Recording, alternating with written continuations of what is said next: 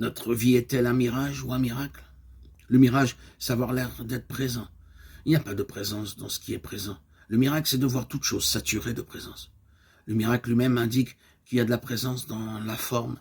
Elle est habitée, respirée, vivante, intelligente. On peut vivre dans le mirage ou dans le miracle. On peut aussi vivre dans l'idole. Présence pleine extérieurement qui bouche, qui enferme.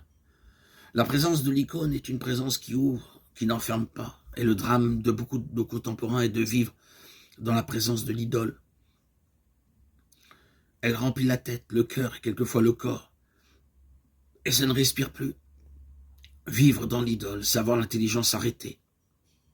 Parce que l'on sait croire que là est toute la réalité. Vivre dans l'icône, savoir l'intelligence non arrêtée parce qu'elle sait. Je sais ce que je sais, mais je sais aussi tout ce que je ne sais pas. L'idole, c'est ce qui arrête mon regard à ce qu'il voit. Mon regard est rempli, bouché, arrêté. L'icône, c'est ce qui n'arrête pas mon regard à ce qui se donne à voir. Là, il y a une présence qui m'ouvre à plus loin. Du visible, je vais vers l'invisible. Je peux alors voir chaque chose, chaque présence visible, entourée, habitée d'invisible. Le regard alors s'élargit. Comment ne pas avoir le regard arrêté parce qu'il voit? Comment avoir l'intelligence non arrêtée parce qu'elle sait? Comment avoir le cœur non arrêté parce qu'il aime? Si je m'arrête dans ce que je vois, dans ce que je sais, dans ce que j'aime, cette présence devient présence idole. Mais si je vois ce que je vois, il s'agit bien de la voir. Si je sais bien ce que je sais sans être arrêté, si j'aime bien ce que j'aime, la personne que j'aime, sans être arrêté par elle, sans m'enfermer dans cette relation, alors je suis dans la présence de l'icône, une présence qui ne m'enferme pas, qui ne m'arrête pas. La vie continue, la vie est vivante, présence réelle.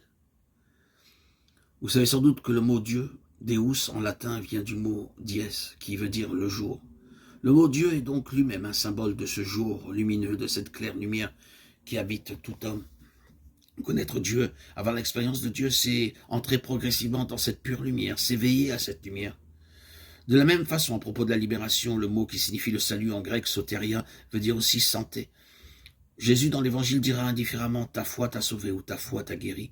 La santé, le salut, la libération sont trois mots qui ont la même étymologie. Le yoga, le christianisme, dans la mesure où il cherche l'éveil, l'entrée dans cette lumière qui habite tout homme, dans la mesure où il travaille à cette libération de l'homme, sont sur le même chemin. Peut-être que leurs méthodes, leurs moyens ne sont pas les mêmes, mais ils travaillent ensemble vers cette lumière. Lorsque je vivais au mont Athos, plutôt que de parler d'éveil, de libération, on me parlait sans cesse de divinisation. C'est un mot qui me frappait beaucoup chez ces vieux moines, ce mot de théosis, qu'on traduit en français par divinisation ou déification.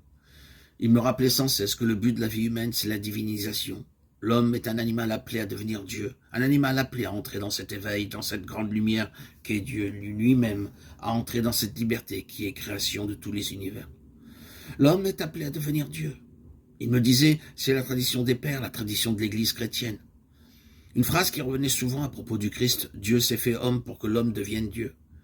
Dieu est venu nous chercher là où nous sommes, dans l'espace et dans le temps, pour que, à partir de ce corps que nous sommes, nous entrions dans ce processus de transformation, de transfiguration ou de résurrection.